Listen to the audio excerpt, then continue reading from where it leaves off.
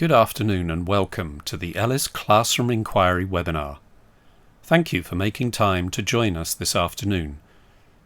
Over the next hour and a half, we aim to provide you with the opportunity to hear different teachers' perspectives as they articulate their learning and experiences as inquirers.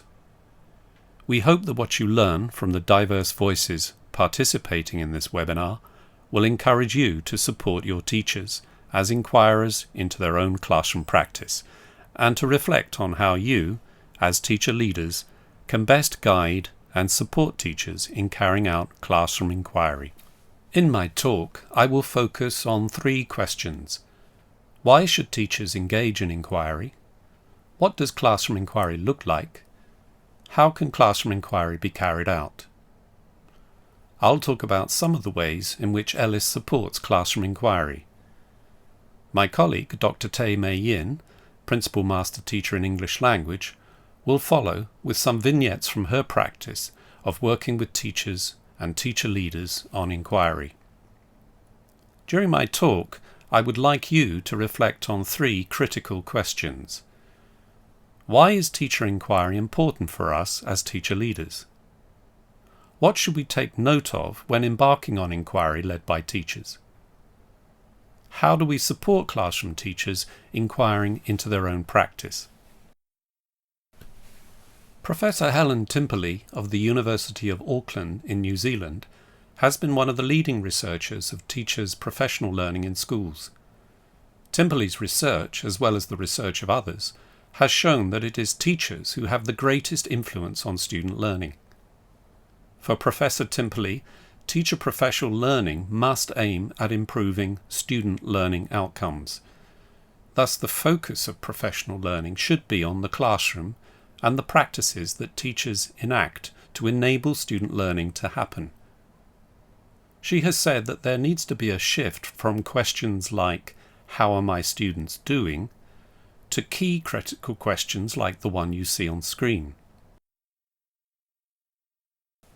Such questions are the seeds of critical observation and reflection. In short, the process of teacher inquiry means the ability to critically observe what happens when we teach, to critically reflect on what we observe, to generate new or different ways of doing things, and build the confidence and expertise to try these out. And finally, it means to seek evidence of the impact on our students' learning.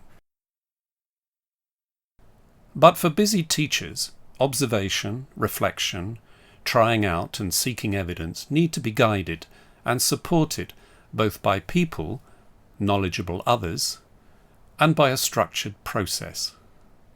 Let's consider the process first. Professor Timperley found that when teachers engage in systematic, evidence-based cycles of inquiry, they can develop the relevant professional knowledge, skills and dispositions that enable them to enhance their pedagogy.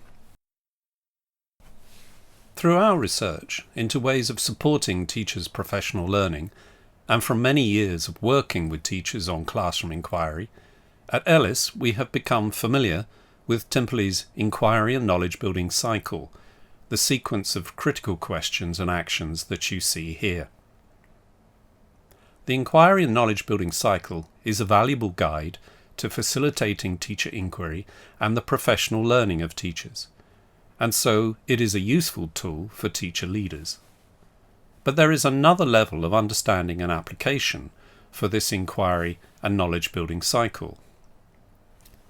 For the teacher leader, the key critical questions can be reframed as shown here.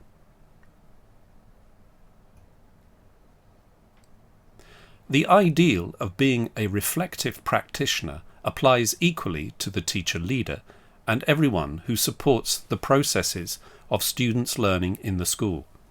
Teacher leaders are part of the professional learning that takes place during well-supported teacher inquiry, and they too are involved in a cycle of inquiry and knowledge building. The inquiry and knowledge building cycle can be adapted with a few changes as a guide for our own learning as teacher leaders. I would like you to reflect on this version of the cycle for a few moments.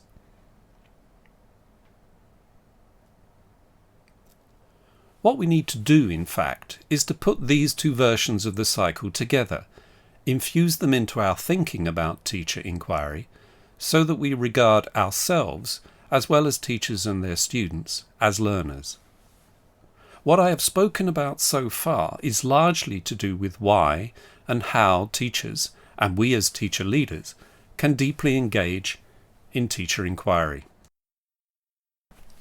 Now, I want to talk briefly about what classroom inquiry looks like in practice. We can break down a classroom inquiry into 4 basic stages, as you can see here. 1. Starting out on classroom inquiry. 2. Planning your inquiry. 3. Analysing data. And 4. Communicating your inquiry. ELIS provides the Classroom Inquiry for EL and Literature Teachers course for both teacher leaders and teachers. The course helps you to learn more about the 4 stages of classroom inquiry and prepares you to conduct your own inquiry.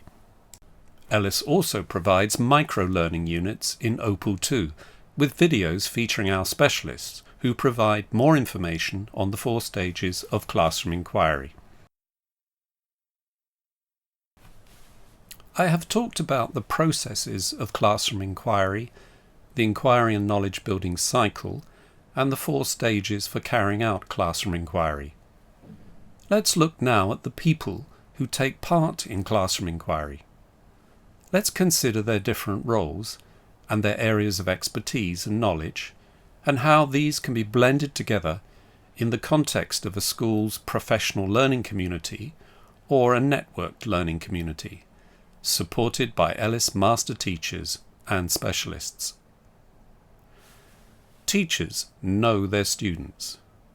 Guided in critical observation and reflection, they will come up with inquiry questions based on what they plan and carry out in their lessons, and to what extent these lessons enable their students to learn.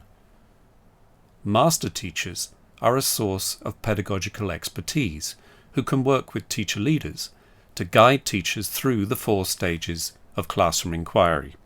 Specialists act as a source of guidance on how to craft inquiry questions, collect and analyse evidence, and be able to communicate findings to others.